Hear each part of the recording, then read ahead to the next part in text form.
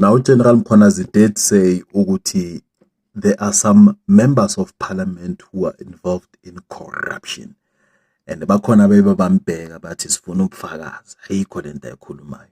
Now, uSimphiwe Zuma, who was currently in custody. Now, for those who don't know Simphiwe Zuma is a nephew to Jacob Zuma, and Simphiwe Zuma is also a member of parliament representing Umkhonto weSizwe party. Now, Simphiwe Zuma, who was in custody for a string of serious cases, has been slapped with yet another murder charge, this time of uXolani Ndlovu Ntombela. Now, this charge comes from Mkhwanazi as he and his team are investigating political killings that are happening in and around the neighborhood of KZN. And as we speak, Simphiwe Zuma was currently in custody, and for the murder of ADA councillor Nhlanhlenyezi Ndlovu, and is still applying for bail in that matter. And now there has been another murder charge that has just been added.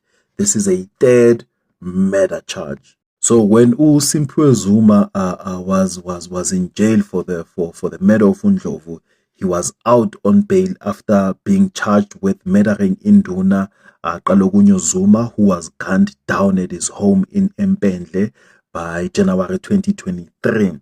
Now, in that matter, Zuma was granted bail by the Mpendle Magistrate Court, and then in July, he was rearrested for another murder a few weeks later. Now, fortunately, we have a general like Mkhwanazi who was able to crack this case yaKaNdlovu Ntombela, and he was able to link ukushona kukaNdlovu Ntombela to uSimphiwe Zuma. And General Mkhwanazi has said that the motive for killing uNdlovu Ntombela was linked to the illegal sale of land at Emasosheni area, which he was exposing. And also in Tebhlungu, there's a guy who is 23 years old, and this guy Kamalaki Thembelani Mbatha. At the age of 23, Thembelani Mbatha has been arrested with uSimphiwe Zuma, and they are both charged kule case le yaKaNtombela at the age of 23. So hamba ma case were murder. And also General Mkhwanazi said that these suspects were charged with murder, conspiracy to murder, and possession of unlicensed firearms and ammunition. So with that said, siyabonga General Mkhwanazi, with the 121 dockets that you have, we believe that there's more arrests that are yet to come.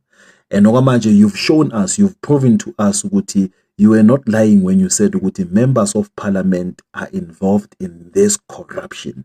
And this is just one out of many that you are about to expose. And with that said, we salute you.